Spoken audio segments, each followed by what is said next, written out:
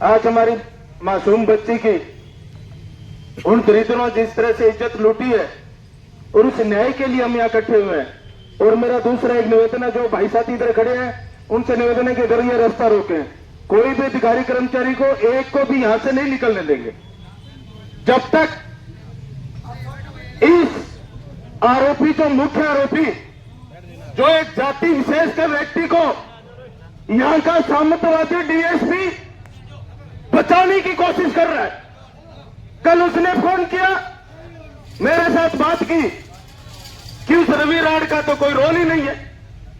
मैं बताऊं डीएसपी साहब कैसे नहीं है रोल, कि उसके फार्म हाउस पे 6:15 में पहुंचे, फिर वो यहां से सरसा चले गए, उसका कोई रोल नहीं है।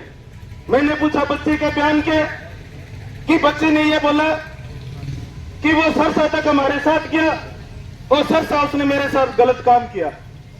तो वो डिप्टी साहब फिर 164 के बयान में जब बच्ची बोल रही है और वो जब नामजद आरोपी है तो आप उसको गिरफ्तार क्यों नहीं कर रहे? कॉल डिटेल नहीं आई। मैंने पूछा ये कौन से संविधान में लिखा है या कौन से कानून में लिखा है कि जब कोई बलात्कारी बलात्कार करने के लिए जाता है तो फोन साथ में ले जाना जरूरी है उसके? अगर वो मोबाइल अपने घर पे छोड़ गया और आपकी कॉल डिटेल में वो नहीं आया तो इसका मतलब वो बलात्कारी नहीं है। हमें सबूत चाहिए। अरे जिस बच्ची के साथ गलत काम हुआ है वो जब आपके मजिस्ट्रेट के सामने बयान दे रही है और बोल रही है कि इसने मेरे साथ गलत काम किया है तो उसको क्यों बचा रहे हैं? क्योंकि साथियों मैं बताना चाहता हूं ये अकेला भ्रष्ट अधिकारी नहीं है।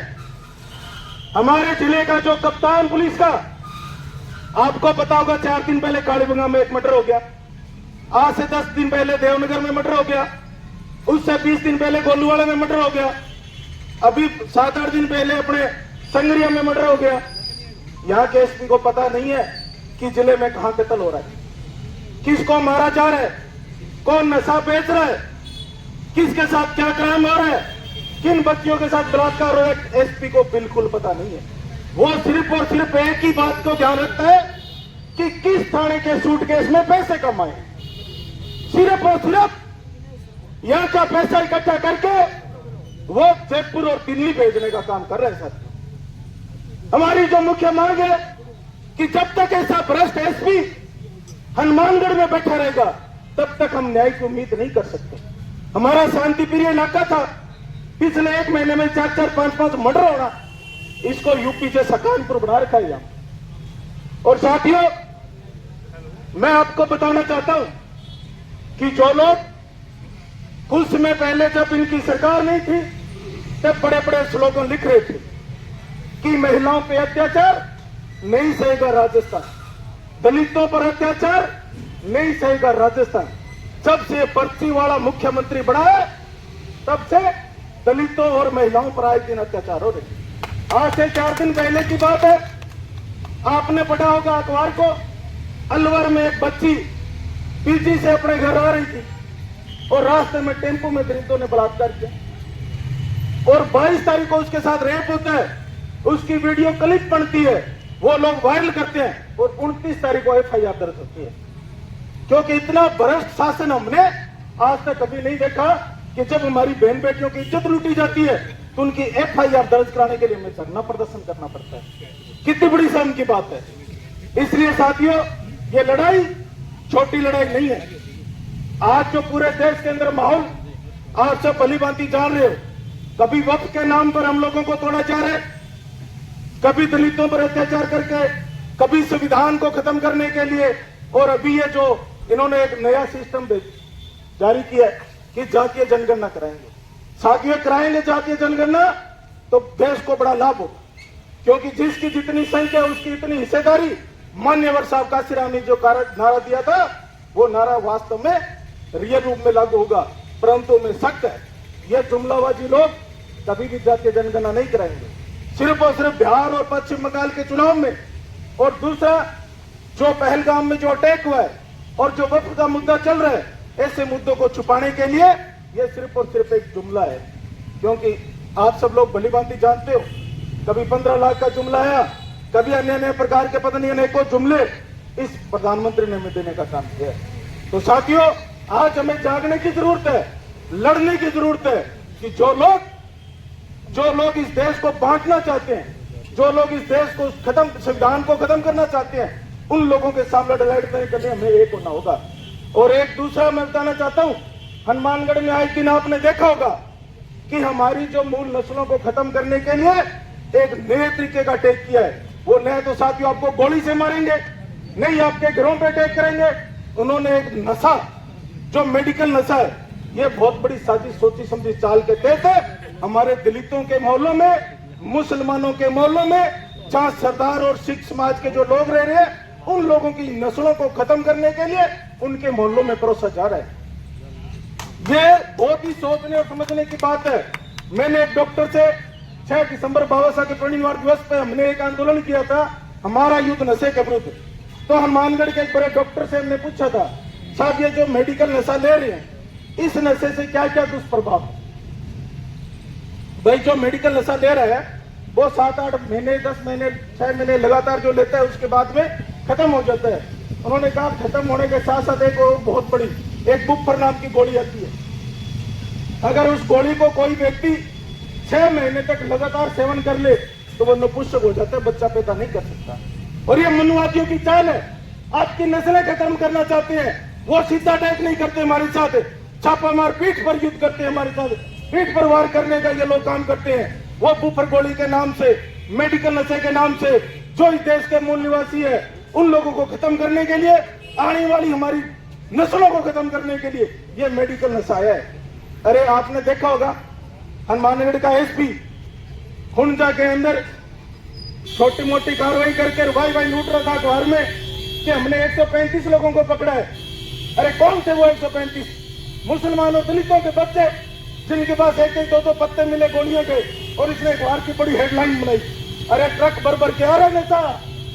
उस नशा जो ट्रक भर के आ रहा उनको क्यों नहीं पकड़ते आप? उन पे कार्रवाई नहीं करते, वो इनकी जेब भरते हैं, मोटा पैसा इनके पास आता है और सिर्फ बाई लूटने के लिए हमारे लोगों को जेल में करते हैं। इसलिए साथियों आज इस कंडीशन पे देश आ गया है कि हमारी नस्लों को और ये जो देश के मूल निवासी उनको खत्म करने के लिए बड़ी साजिश के साथ आते हैं। इसलिए मैं तो आपसे यही निवेदन करता हूं कि इन सत्ताधारी लोगों को जो हमारे साथ जातीय भेदभाव करते हैं, जो सांप्रदायिकता सोच रखते हैं, उन लोगों को मारने के लिए बाबा साहब ने बहुत बड़ा त्याग किया था।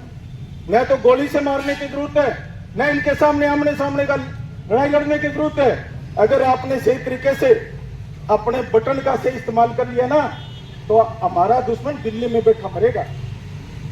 जब 5 साल बाद में आपके पास ऐसा मौका आता है कि एक अच्छा राजा चुने, उससे में किन चुनते हैं? ऐसे सांप्रदायिक लोगों को जो हिंदू मुस्लिम के नाम पे देश में दंगा कराते हैं और वो बोलते हैं कि हम हिंदू राष्ट्र बनाना चाहते हैं। हम स्वागत करते हैं हिंदू राष्ट्र का, लेकिन हिंदू राष्ट्र बनाने से पहले इस देश के अंदर जातिवाद और छुआछूत खत्म करो। भी जाति के आधार पर आपने देखा होगा भी राजस्थान की सबसे बड़ी पंचायत में जो वहां पे नेता प्रतिपक्ष रूप में नेतृत्व कर रहा है, एक मेघवाल समाज का बेटा टीकाराम जूली, उसने राम के मंदिर में जाके पूजा अर्चना की थी और मनुवादी लोग क्या कर रहे थे? गंगा जल से मंदिर को धुला रहे थे।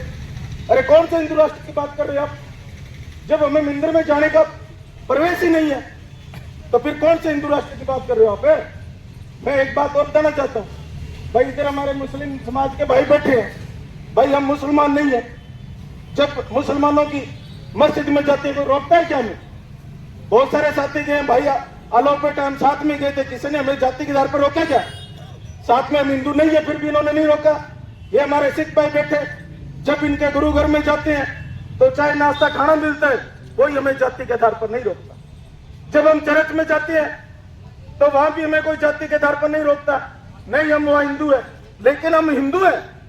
जब हिंदुओं के मंदिर में जाते हैं तो हमें जाति के आधार पर रोका जाता है, गंगा जल दौड़ के पवित्र किया जाता है, मुख्यमंत्री आवास को गंगा जल से धुलवाया था इन लोगों ने। अरे ऐसे नीच लोग जो देश की सत्ता में बैठे और उनके इशारे पर ऐसे डिप्टी जो उनके इशारे पर पैसा इकट्ठा करने के लिए, ये जो आपका रवि राड है, अगर इसको गिरफ्तार नहीं करते हैं तो मैं सभी भाइयों से निवेदन करता हूं, रात को भी हम यहीं बैठेंगे, इस डिप्टी को बाहर नहीं निकलने देंगे। सभी साथी एक मन बना लो, चाहे कुछ भी हो जाए। लाठियां पुलिस के हमने खाई है। सोनपाल सर का मामला था, पुलिस की लाठी खाई लेकिन न्याय मिला। नगरानों में एक मेहर समाज की बेटी के साथ जब अत्याचार हुआ, मैं 20 दिन जेल काट गया था, लेकिन न्याय लेके निकले थे। वहां से जब बैठे थे तो न्याय के साथ खड़े हुए थे। अभी हमारे भाई लिखाड़ा जी बता रहे थे नुकेरा का प्रकरण है। अरे वो आईसीए से नहीं आया था। जब लिखाड़ा जी और हम सारे लोग वार्ता में बैठे थे, मुकेश जी भी थे आपके, वो बोल रहा था कि मुझे राजस्थान के मुख्यमंत्री ने अपना प्रतिनिधि बना के भेजा है। हमने मुख्यमंत्री को लाने का काम किया था। आप उसी वीर धरती के लोग हो, उसी हनुमानगढ़ जिले के लोग हो। आज वही समय दोबारा आ गया हमारा, ऐसी हमारी छोटी छोटी बहन बेटियों के साथ अत्याचार हो रहा है। मैं तो कहता हूं, आपको कसम है अपने परिवार में बच्चों की भी, एक भी आदमी और ये अपने घरों में फोन करो, हमारी बहनें भी आनी चाहिए, हमारी औरतें भी यहाँ पे आनी चाहिए, और ये यहाँ से पूरा पूरा पंडाल भरना चाहिए, तब जाके ये डिप्टी गिरफ्तार करेगा। ये किसके इशारे पे काम कर रहा है मुझे बताने की जरूरत नहीं, आप सब लोग भलीभांति जानते हो किसके इशारे पे काम कर रहा है। आपको पता नहीं क्या भाई, उसके रवि के नाम के आगे कुछ और लिखा जाता है, उसने गिरफ्तार नहीं किया। और जब उसी लड़की के साथ इसने रेप किया और जो उसके शौकी थे उनको वो उठा के ले आए, जिसके फार्म हाउस पे बच्ची रही, वो कॉल डिटेल खंगाल रहा है। ये डिप्टी कान खोल के सुन ले, चाहे तेरा प्रशासन कितना भी ले आए, हम यहां से तब तक नहीं लेंगे जब तक वो रविराज और उसका जो शौकी दूसरा व्यक्ति है वो दोनों सड़कों के पीछे नहीं जाएगा, और जब तक हमें गिरफ्तारी नहीं दिखाएगा तब तक कोई भी साथी यहां से नहीं जाएगा। ये मामला बड़ा गंभीर है, ताली बजाने की बात नहीं है। बड़े हमें बात सुनो कि आज हमारी बहन बेटियां घर से बाहर कैसे निकलती, पढ़ने के लिए हम बाजार में भेजते हैं, ट्यूशन करने के लिए हम बाजार में भेजते हैं। कुछ हमारी बहनें जयपुर में तैयारी कर रही है, कोई कोटा सीकर रह रही है, और आपने देखा ये लोग जाति के आधार पर हमारी बच्चियों के साथ बलात्कार करते हैं। और यहाँ के ऐसे सामंतवादी पर जो प्रशासन में बैठे लोग वो जाति देख रहे एफआईआर दर्ज करते हैं। ये जो मामला था इसमें भी एफआईआर नहीं दर्ज हुई, अलवर का जो मामला था उसमें भी एफआईआर दर्ज नहीं होती। ये रवि के जगह अगर कोई फारूक होता तो कब को ये जेल में डाल देते। ये साथियों, जो लोग सामंतवादी मानसिकता के लोग, जो मनुवादी विचारधारा के लोग हैं, इन लोगों को सबक सिखाना है तो यहाँ डट कर रहे। और मैं संघर्ष समिति से भी निवेदन करता हूँ, बैठने से कुछ नहीं होगा, आगे का डिसीजन लो, चाहे इस थाने को घेरना पड़े, चाहे आपके नौर बादरा की रोड को रोकना पड़े, ऐसा डिसीजन लो ताकि इस प्रशासन को चैन से बैठने ना दें। जब तक इनकी नींद आराम नहीं करेंगे तब तक ये उन लोगों को गिरफ्तार नहीं करेंगे। इसलिए तमाम साथियों से मेरा निवेदन है कि हौसला बनाए रखें, जज्बे के साथ, मजबूती के साथ हमें लड़ाई लड़नी है। ये लड़ाई एक दिन में नहीं जीत सकते। जो नुकेरा प्रकरण था उसमें हमने बड़ा हौसला रखा, बड़ा संयम रखा, और वो पूरे राजस्थान में एक ऐसा आंदोलन था जिसमें बिल्कुल शांतिपूर्ण तरीके से हमने बैठ करके और जितनी भी मांगे थी वो सारी मांगे बनवाई थी, और उसमें 19 लोग गिरफ्तार हुए थे, 19 लोग। इसलिए साथियों, आप यहाँ पे सेव बनाए रखें। मैं रजा चाहता हूँ। जय भीम, जय भारत।